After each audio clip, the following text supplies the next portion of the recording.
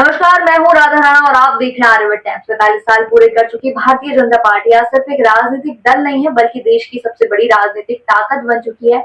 देश के कई राज्यों में सत्ता पर काबिज इस पार्टी ने आजादी के बाद भारतीय राजनीति की दिशा और दशा बदलने का काम किया है।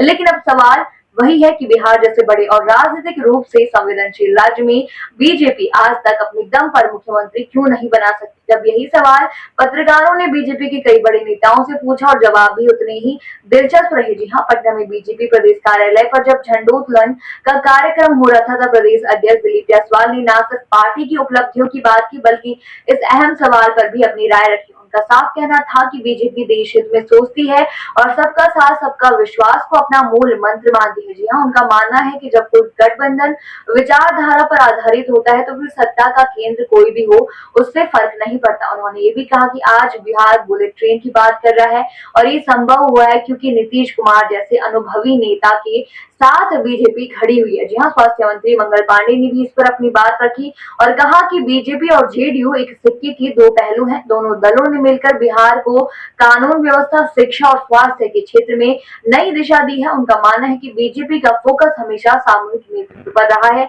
और यही कारण है कि अब तक मुख्यमंत्री का चेहरा अलग अलग होता रहा है, लेकिन सरकार का आधार और कामकाज बीजेपी की सोच पर ही टिका रहा है। उधर डिप्टी सीएम सम्राट चौधरी का जवाब भी कुछ इसी दिशा में था। उन्होंने कहा कि 1990 से ही बीजेपी गठबंधन की राजनीति कर रही है।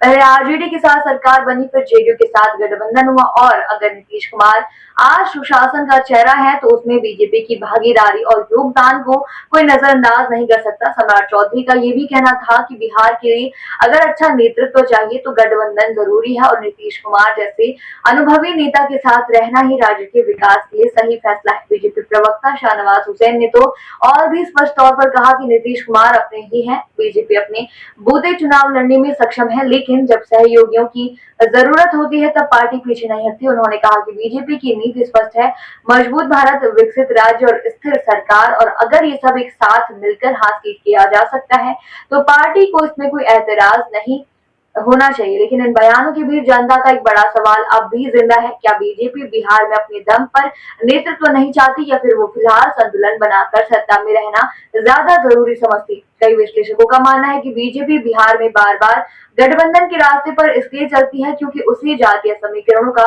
पूरा गणित मालूम है। नीतीश कुमार की लोकप्रियता और उसकी प्रशासनिक छवि को बीजेपी एक ब्रांड की तरह इस्तेमाल करती है और बदले में स्थिर सरकार का चेहरा पेश करती है। हालांकि ये भी सच है कि पार्टी के अंदरूनी खेमे में समय समय पर ये आवाजें उठती रही हैं और अब वक्त है जब बिहार में भी बीजेपी को अपने दम पर मुख्यमंत्री बनाना चाहिए।